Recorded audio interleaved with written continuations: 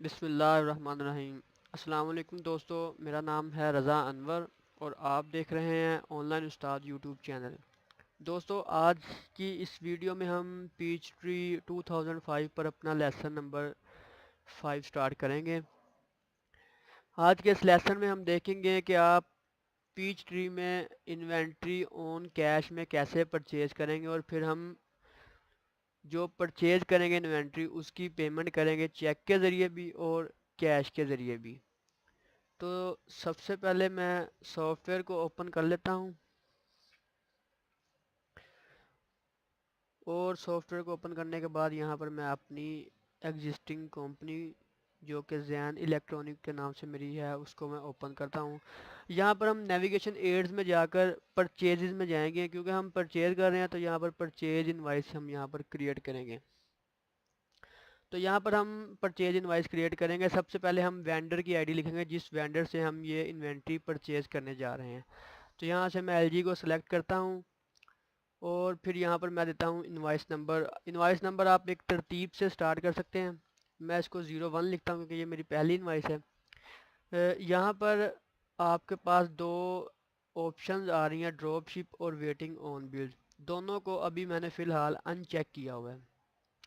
जैसे ही मैं drop ship को चेक करता हूँ तो आप देखेंगे कि यहाँ पर कस्टमर आईडी शो हो जाती है, लेकिन अगर इसको मैं अनचेक करता हूँ तो यहाँ पर कस्टमर आईडी शो नहीं होती। ड्रॉप शिप का मतलब ये है कि आप इस वेंडर से परचेज करके डायरेक्ट किस कस्टमर को ये वाली इन्वेंट्री सेल करेंगे उस कस्टमर को यहाँ पर आप सेलेक्ट कर लेंगे। वेटिंग ऑन बिल का मतलब ये है कि आपको अभी यहाँ पर यूनिट प्राइस कंफर्म नहीं है। जैसे ही आप परचेज करेंगे उसके बाद आपको पता चलेगा कि ये जो आप यूनिट परचेज कर रहे हैं वो कितने का परचेज कर रहे हैं। मैं सिंपली इन दोनों ऑप्शन को अनचेक करके यहाँ पर मैं लिखता हूँ क्वांटिटी अपनी, मैं 10 नंबर ऑफ़ यूनिट्स परचेज करूँगा एयर कंडीशनर के। तो यहाँ पर आप देखें यूनिट प्राइस 30,000 जो हमने उस वक्त परचेज करते वक्त इन्वेंट्री की सेव की थी, और टोटल अमाउंट हमारी ये 3 लाख बन गई।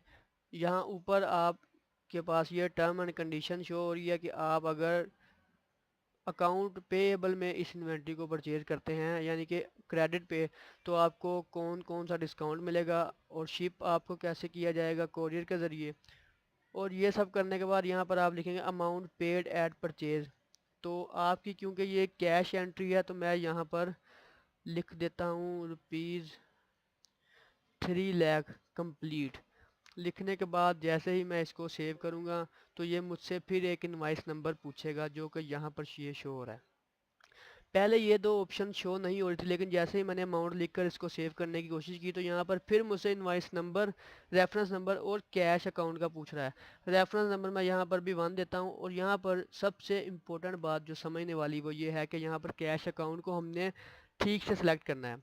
तो मैंने आपको बताना था कि आप पेमेंट चेक के ज़रिए कैसे करेंगे और कैश के ज़रिए। पहले मैं इस पेमेंट को चेक के ज़रिए करूँगा।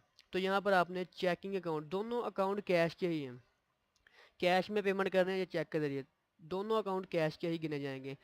लेकिन पहले मैं यहाँ पर चेकिंग अकाउंट को क्लिक करके इसको करता हूँ सेव, इस एंट्री को।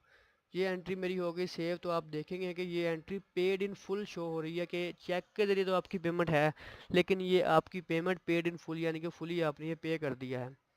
तो आप इसको देखने के लिए मैं यहाँ देखता हूँ वॉइड चेक्स में, मैं इस चेकिंग अकाउंट को सिलेक्ट करता हूँ तो आप देखेंगे कि यहाँ पर मेरी वही 3 लाख वाली एंट्री शो हो रही है, लेकिन ये एंट्री कैश ऑन हैंड यानी कि कैश में शो नहीं हो रही, ये चेकिंग अकाउंट में शो हो रही है। लेकिन अगर मैं इसी इनवाइस को कन्वर्ट कर देता हूँ यहाँ पर चेकिंग अकाउंट की बजाय कैश ऑन हैंड यानी कि कैश अकाउंट में, और इसको सेव करता हूँ, तो आप देखेंगे कि यही एंट्री जो यहाँ पर चेकिंग अकाउंट में शो हो रही थी वो अब कैश ऑन हैंड में शो होगी। तो ये दो ट्रिक्स थी कि कैसे आप अपनी जो परचेज है उसको कैश में कर सकते हैं। दोनों परचेजेस कैश में ही है, लेकिन पेमेंट मेथड वो उसमें डिफरेंस है। पहले में आप बाय हैंड कैश पे कर रहे हैं और दूसरे में आप चेक पे कर रहे हैं। तो ये दोनों ऑप्शन कैसे सेलेक्ट करेंगे और बाद में इसको कैसे व्यू करेंगे तो ये आप यहाँ से देखेंगे। तो क्योंकि अब मैंने ये परचेज कर लिया, मैं आपको अब आइटम की लिस्ट शो करवाता हूँ कि मेरे पास जो इन्वेंट्री है वो ऑन हैंड पहले ज़ीरो थी, अब मेरे पास ऑन हैंड इन्वेंट्री जो मैंने अभी परचेज़ की है वो है 10, जो अभी हमने परचेज़ की है एलजी से। तो व्यूअर्स ये था आज का हमारा छोटा सा लेसन, जिसमें हमने ये सीखा कि आप इन्वेंट्री को कैश में कैसे परचेज़ करेंगे। नेक्स्ट वीडियो में हम देखेंगे कि आप इन्वेंट्री को क्रेडिट में कैसे परचेज़ करेंगे, और फिर इसी तरह इसकी हम क्रेडिट की पेमेंट करेंगे अकाउंट में भी और चेक में भी। जो मतलब हम क्रेडिट में परचेज़ करेंगे उसकी हाफ़ पेमेंट अब करेंगे, क्रेडिट में कैसे हाफ़ पेमेंट करेंगे, और जो हाफ़ पेमेंट हम करेंगे वो चेक में कैसे करेंगे, वही हाफ़ पेमेंट हम कैश में कैसे करेंगे।